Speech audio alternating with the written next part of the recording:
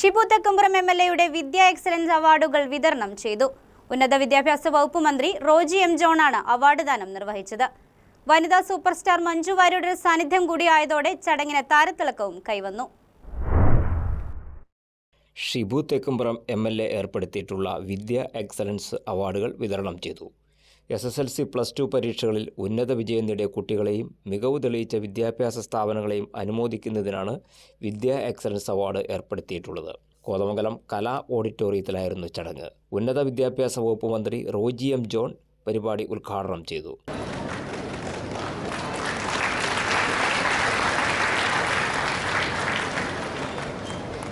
ഇന്ന് ഞാനിത് പറഞ്ഞത്, ഇന്ന് SSLCയുടെ റിസൾട്ട് വരുമ്പോൾ, +2ന്റെ റിസൾട്ട് വരുമ്പോൾ നിങ്ങളോട് ആരും നിങ്ങൾ പാസ്സായെന്ന് ചോദിക്കില്ല. കാരണം പാസ്സായി എന്നുള്ളത് അണ്ടർസ്റ്റുഡാണ്. പാസ്സായാലും മതിയാവും. ഇന്ന് ചോദിക്കുന്നത് നിങ്ങൾക്ക് എത്ര A+ ഉണ്ട്, ഫുൾ A+ ഉണ്ടോ എന്നാണ് ചോദിക്കുന്നത്.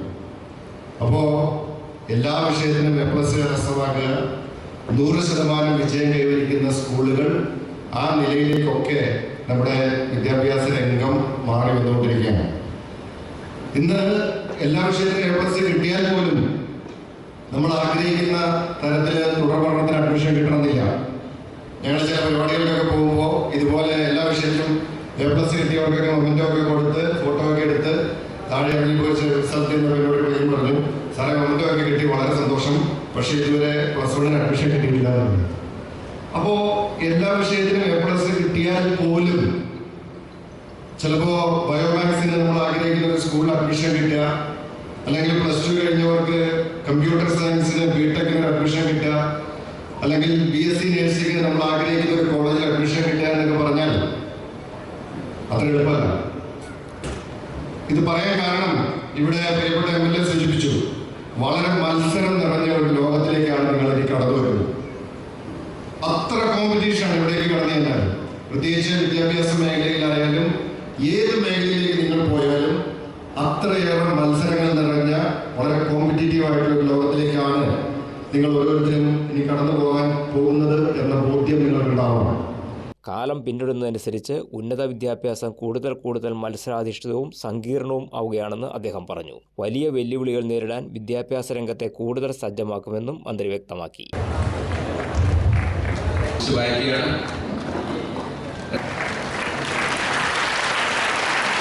ചടങ്ങിൽ ഷിബു തെക്കുംപുറം MLA അധ്യക്ഷനായി.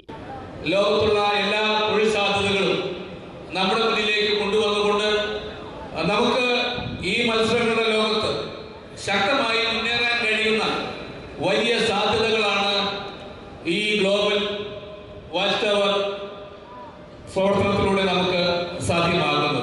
ഡീൻ കുര്യാക്കോസ് MP മുഖ്യപ്രഭാഷണം നടത്തി. ജില്ലാ കളക്ടർ G പ്രിയങ്ക, സിനിമാ താരം മഞ്ജു വാര്യർ തുടങ്ങിയവർ ആശംസകൾ അർപ്പിച്ച് സംസാരിച്ചു. ഭാവിയിലേക്കുള്ള നമ്മുടെ യാത്രയ്ക്ക് നമുക്ക് വേണ്ട ഊർജം നമുക്ക് കിട്ടുന്നത് ഇതുപോലെയുള്ള കുഞ്ഞ് അംഗീകാരങ്ങളിൽ നിന്നാണ് എന്ന്.